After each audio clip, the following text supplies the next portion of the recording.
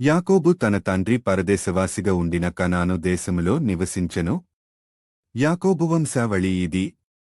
యోసేపు 17 తన సహోదరులతో కూడా మందను మేపుచుండెను. అతడు చిన్నవాడై తన తండ్రి భార్యలైన బిల్హా కుమారుల యొద్దను జిల్పా కుమారుల యొద్దను ఉండెను. అప్పుడు యోసేపు వారి చెడుతనమును గూర్చిన సమాచారము వారి తండ్రి యొద్దకు తెచ్చుచుండువాడు. మరియు యోసేపు ఇశ్రాయేలు వృద్ధాప్యమందు పుట్టిన కుమారుడు గనుక తన కుమారులందరికంటే ఎక్కువగా అతని ప్రేమించి అతని కొరకు విచిత్రమైన నిలువు టంగీ కుట్టించెను. అతని సహోదరులు తమ తండ్రి అతనిని తమ అందరికంటే ఎక్కువగా ప్రేమించుట చూచినప్పుడు వారు అతని మీద పగపట్టి అతనిని క్షేమ సమాచారమైనను అడుగలేకపోయిరి. యోసేపు ఒక కల కని తన సహోదరులతో అది తెలియచెప్పగా వారు అతనిమీద మరి పగపట్టిరి. అతడు వారిని చూచి నేను కనిన ఈ కలను మీరు దయచేసి వినుడి. అదేమనగా మనము చేనిలో పనలు కట్టుచుంటిమి, నా పన లేచి నిలుచుండగా మీ పనలు నా పనను చుట్టుకొని నా పనకు సాష్టాంగపడెనని చెప్పెను.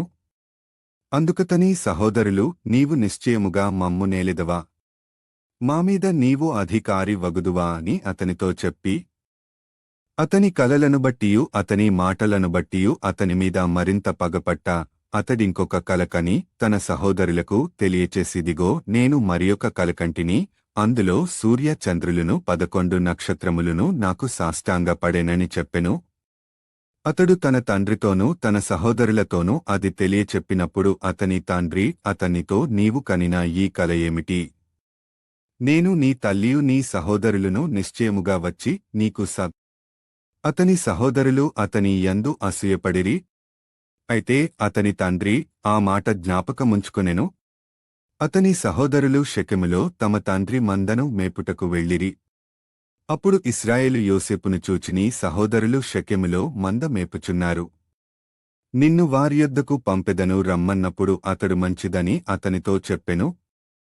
అప్పుడతడు నీవు వెళ్ళి నీ సహోదరుల క్షేమమును మంద క్షేమమును తెలుసుకొని నాకు వర్తమానము తెమ్మని అతనితో చెప్పి హెబ్రోను లోయలో నుండి అతని పంపెను. అతడు షెకెమునకు అతడు పొలములో ఇటు అటు తిరుగుచుండగా ఒక మనుష్యుడు అతనిని చూచి నీవేమి వెదుకుచున్నావని అతని నడిగెను. అందుకతడు నేను నా సహోదరులను వెదుకుచున్నాను, వారు ఎక్కడ మందను మేపుచున్నారో అది దయచేసి నాకు తెలుపుమని అడిగెను. అందుకు ఆ మనుష్యుడిక్కడ నుండి వారు సాగి వెళ్ళిరి. వారు దోతానుకు వెళ్ళుదము రండని చెప్పుకొనుట వింటినని చెప్పెను.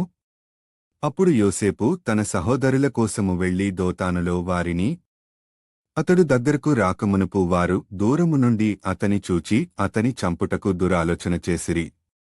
వారిదిగో ఈ కలలు కనువాడు వచ్చుచున్నాడు, వీని చంపి ఇక్కడనున్న ఒక గుంటలో పరవేసి దుష్టమృగము వీని తినివేసెనని చెప్పుదము, అప్పుడు వీని కలలేమగునో చూతము రండని ఒకనితో ఒకడు మాటలాడుకొనిరి.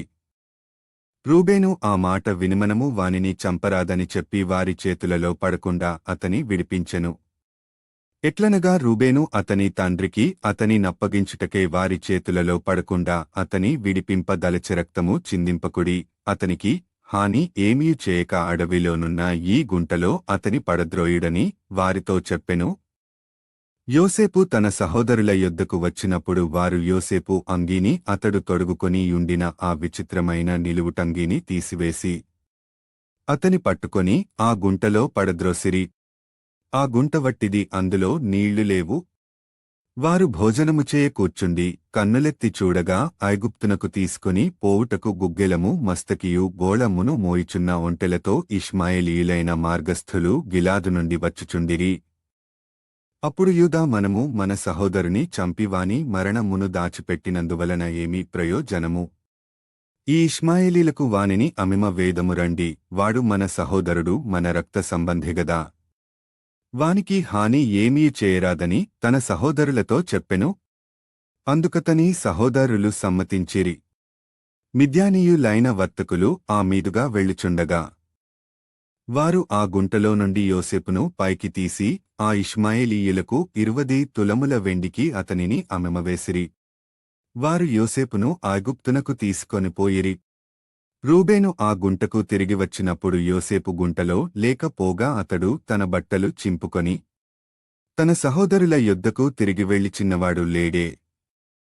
అయ్యో నేనెక్కడికి పోదుననగా వారు యోసేపు అంగీని తీసుకొని ఒక మేక పిల్లను చంపి దాని రక్తములో ఆ అంగీ ముంచి ఆ విచిత్రమైన నిలువుటంగిని పంపగా వారు తండ్రి యొద్దకు దానిని తెచ్చిది మాకు దొరికెను, ఇది నీ కుమారుని అంగీ అవునో కాదో గుర్తుపట్టుమని చెప్పిరి. అతడు దానిని గుర్తుపట్టి ఈ అంగీ నా కుమారునిదే. దుష్ట మృగము వానిని తినివేసెను, యోసేపు నిశ్చయముగా చీల్చబడెననెను. యాకోబు తన బట్టలు చింపుకొని తన నడుమున గోనె పట్ట కట్టుకొని అనేక దినములు తన కుమారుని నిమిత్తము అంగలార్చుచుండగా అతని కుమారులందరునూ అతని కుమార్తెలందరునూ అతని ఓదార్చుటకు యత్నము చేసిరి. అయితే అతడు ఓదార్పు పొందనొల్లక నేను అంగలార్చుచు మూతుల లోకమునకు నా కుమారుని యొద్దకు మిద్యానీయులు ఐగుప్తునకు అతని తీసుకొనిపోయి ఫరో యొక్క ఉద్యోగస్థుడును రాజ సంరక్షక సేనాధిపతియునైన పోతీఫరునకు అతనిని అమిమవేసిరి. ఆదికాండము 37వ అధ్యాయము.